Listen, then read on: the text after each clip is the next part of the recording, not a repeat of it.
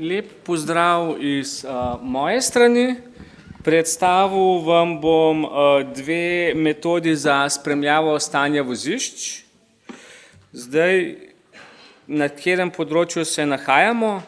Pri gradnji in upravljanju cest je eden večjih dejavnosti tudi gospodarjenje z vozišči.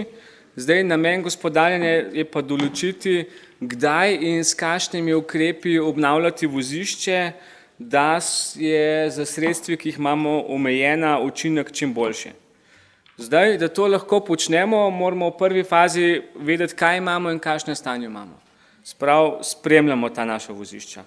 V Sloveniji spremljamo drsno trenje, spremljamo globino kolesnic, vzdolžno ravnost, potem poškodbe vozne površine po vizualni ceni, se pravi, koliko je razpokano vozišče, koliko ima udarnih jam, koliko ima krp, ter pa podajnost voziščne konstrukcije, ter pa vrste debeline in starost plasti. Zdaj, v prezentaciji se osredotočam na zadnji dve meritvi, predvsem iz vidika, ker je Direkcija za infrastrukturo eno napravo posodobila, druga naprava je pa v našem prostoru nova. Zdaj, za meritve podajnosti se uporablja deflektometer s padajočo utežjo.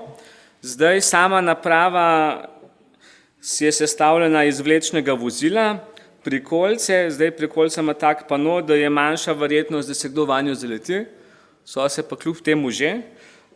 Potem na prikolici so uteži, ki se s pomočjo hidravlične enote spustijo v vozišče in simulirajo prehod tovornega vozila.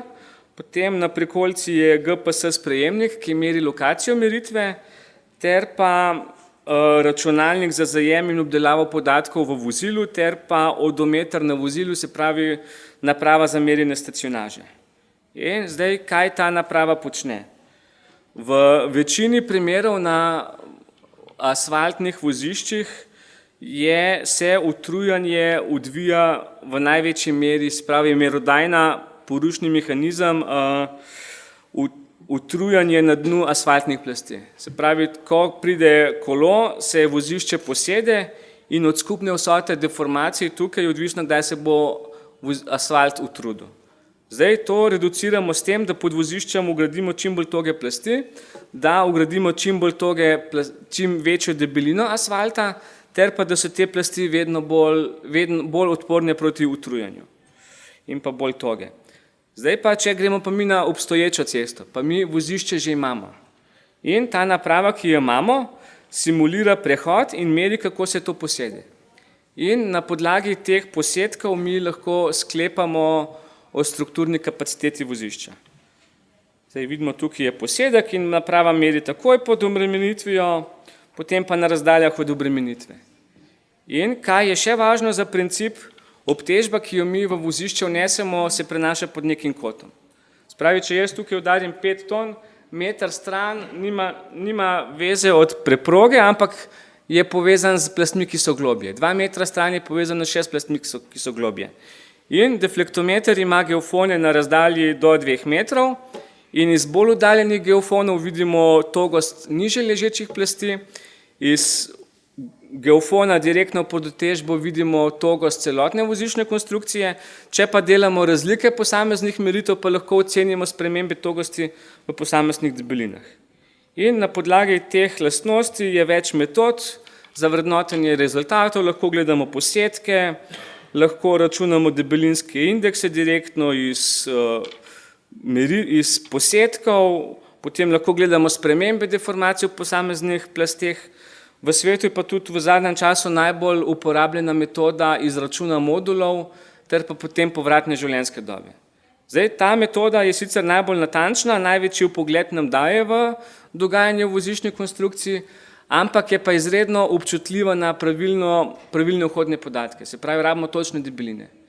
In z namenom, da bi lahko mi to metodo bolj natančno uporabljali, se je šlo v odločitev in potem tudi v nakup georadarja. Zdaj, z nakupom georadarja namen je bil pridobiti podatke o debelini asfalta, debelini nevezanih nosilnih plasti, ter pa pokaže nam posamezne anomalije v voziščni konstrukciji. Zdaj, kako izgleda georadar, merilno vozilo. Tukaj ena anekdota, dobili smo tablico 83 pik, tako da zdaj naše kolege mečkaj hecamo, da nimajo 100 pik. Anekdota. In pa zdaj na merilno vozilo je pa pripet georadar. Tukaj sta dve antene. Zdaj, verjetno vprašanje je, zakaj je toliko oddaljeno. Celo tole ogrodje je plastično, ker če bi bile antene preblizu vozila, bi vozilo motilo in ne bi videli, kaj se dogaja v vozišču.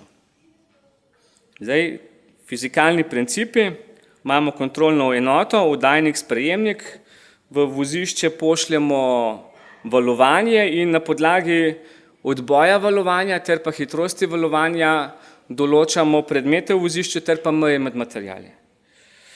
Recimo to izgleda takole, slika, tukaj je površina in tukaj odboj, tole je meja neke plasti. Vidimo tukaj spodaj spet neka druga plast. Zdaj, kaj so omejitve? Ne moramo določiti vrste materijala, se pravi, da bi mi nekam šli pa rekli, dajte povedati, kaj je to noter, ne vemo. Vidimo plasti. Potem gostote materijala ne moramo videti, da bi rekli, ali je nevezana nosilna plast ustrezno goščena, to ne moramo videti. Potem ne moramo videti velikosti objekta, se pravi, če so neki vodi prečkajo cesto, vidimo, kje so vodi, ne moramo pa oceniti, koliko veliki so vodi. Potem težave so visoko dielektrični materijali, se pravi, vlažna glina, slana voda, tukaj tudi globje ne vidimo.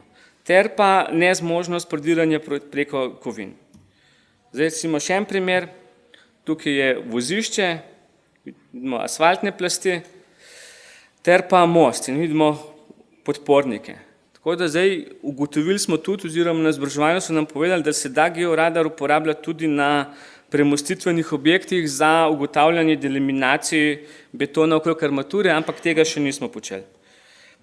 Zdaj, recimo še eni rezultati, to pa to, kar na cestah delamo. Stacionaža, GPS signal, debelina asfalta, debelina nevezane nosilne plasti. In zdaj, če pogledamo, mi smo ta stroj dobili in praktična uporaba. Prvič smo se želeli naučiti, pa ne iti s prevelikimi koraki, drugič pa tudi smo želeli početi kaj koristnega. In je padla ideja, pa dajmo mi posneti novogradnje, kjer točno vemo, kaj je noter in bomo videli, kaj vidimo in bomo videli, če prav vidimo. In smo začeli snemati in smo ugotovili, da stvari dokaj nihajo, da nam debeline ne držijo in smo šli v merjanje in na koncu nismo čisto prišli do konca, tako da smo šli vrtati. In na posameznih odsekih smo videli, da to, kar mi vidimo, drži, se pravi, da ni vgrajeno to, kar je po projektih bilo. Tako da letos smo potem georadar uporabljali bolj, temu se reče, superkontrola vgrajenih debelin. Se pravi, naključno smo zbrali odseke in preverjali, ali je bilo vgrajeno to, kar je bilo plačano. In zdaj recimo vidimo en odsek, tukaj vidimo debelina nevezanih nosilnih plasti, dokaj ustrezna, debelina asfaltnih plasti ustrezna, smo na kilometru od 6700 do 7600 in potem, če gremo naprej, isti izvajalec, ista projektna rešitev, ista cesta v kilometru 10. Tukaj izgleda, je bilo kontrole bolj malo, oziroma te mali projekte imajo dokaj omejene kontrole in je izvajalec gledal gotovo, kontrole ne bo, hopa cupa, prešraufal finisher in vidimo kilometer, imamo namesto 10 cm asfalta, 8 cm asfalta noter. Zdaj, če preračunamo, centimeter asfalta je nekje v grobem €1,5, 7 metrov širine je to 10 € na tekoči meter, 2 cm 20 € na tekoči meter, kilometer 20 tisoč, 2 kilometra 40 tisoč. Spravi, če smo mi letos uspeli 3 takele preprečati, potem smo georadar pokrili. Tudi tako, da smo bolj optimistični, v drugi polovici leta dobivamo v glavnem zelo dobre rezultate. Evo. Tukaj pa še eno za direktorje, ta pa nas ne moti, evo, je pa tudi se najdel izvajalec, ki je pa namesto 12 cm asfalta kar 13 ugradil. Tako da ne bomo mnenje, da je vse posod narobe, evo. Nevezano nosilno plast so pa zadel. Zdaj pa, da ne bomo samo kaj je prav, kaj je narobe, še en raziskovalni projekt, stara cesta preko Rebrnic, poteka, se pravi, iz Razdrtega se spušča v Vipavsko dolino, poteka po pobočju, to pobočje je pa mestoma plazovita. In v preteklosti se je to reševalo z asfaltnimi izravnavami. Se pravi, kjer se je cesta posedla, so naredili izravnave. In tukaj so nas geologi prosili prvič z vidika deflektometra, a nam lahko vi kje pomagate, kje bi te izravnave bile. Oziroma kje plazi. Pa smo rekli, ok, bomo deflektometer, ampak imamo še georadar, pa bomo še tele izravnave pomerali. Zdaj defleksij še nimamo obdelanih, izravnave pa, evo, še slika te ceste. Zdaj z vrha problem je, ko greš ti po tej cesti, tukaj so neke krpe. Ampak težko vidiš, ali so te krpe nastale zaradi starosti ceste ali celo pobočje leze. In smo šli meriti. In zdaj mogoče je vprašanje za publiko. Po govoricah so tukaj neke izravnave debele tudi do 1 metra. A mislite, da smo to najdeli ali ne? Zdaj smo najdeli, ampak ne moramo biti zagotovo, ker z antenami nismo skozi prišli. Tako da z grobim signalom smo namerili maksimalno 104 cm asfalta.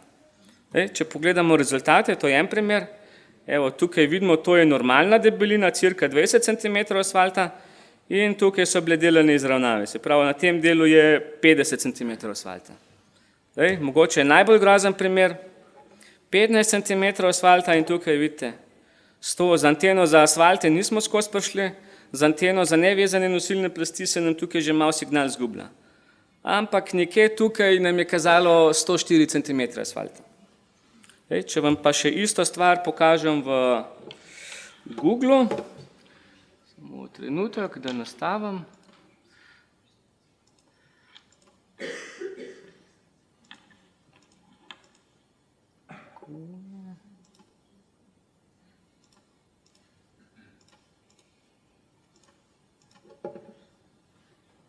Zdaj se barve kaj vidijo, malo slabo. Zdaj zelena, modra barva pomeni, da je asfalta do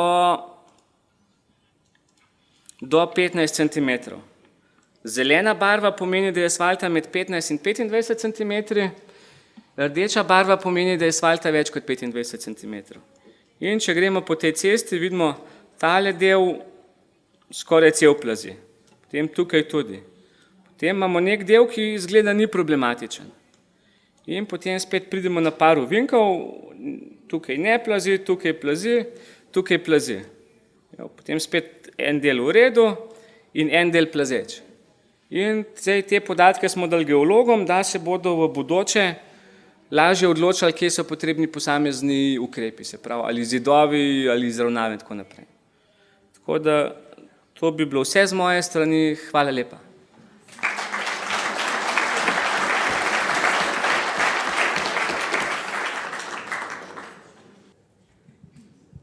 Dobar dan, Aleksandar Ljubič, Hikmat.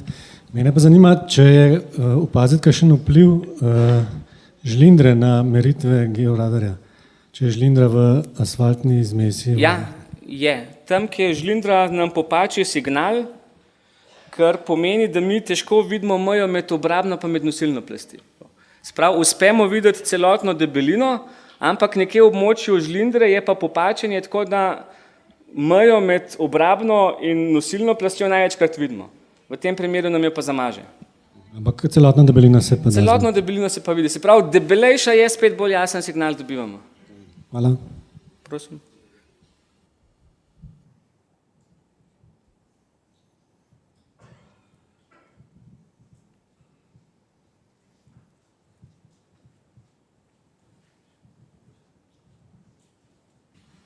V zvezi z georadarjem sodeloval v nekih drugih projektih, ker smo precej globje to merili, pa me zanima dejansko, koliko je ta maksimalna globina, je to ta meter ali možno kaj več, predvsem v smislu, če so neke kaverne ali pa neki prazni prostori spodaj, a je to možno s tem georadarjem še registrirati, pa do kere globine. Pa kot jaz vem, kot sem se pogovarjal z nekimi raziskovalci, je možno na osnovi interpretacije teh meritev tudi določati materijale. Vi ste rekel, da ni možno, vendar so to različni georadarji ali ne, ker so te odzivnosti so pač različne in potem na osnovi primerjav pa kalibracije lahko tudi to ugotavljajo. Hvala. Zdaj, mogoče najprej drugi del. Ja, ko smo gledali, recimo, vidiš razliko med drenažnim asfaltom in običajnim. Tukaj rabiš potem veliko izkušenj, pa rabiš nekje primerljiv material, da vidiš, da je to. V tem primeru se da. Zdaj glede anten je pa tako.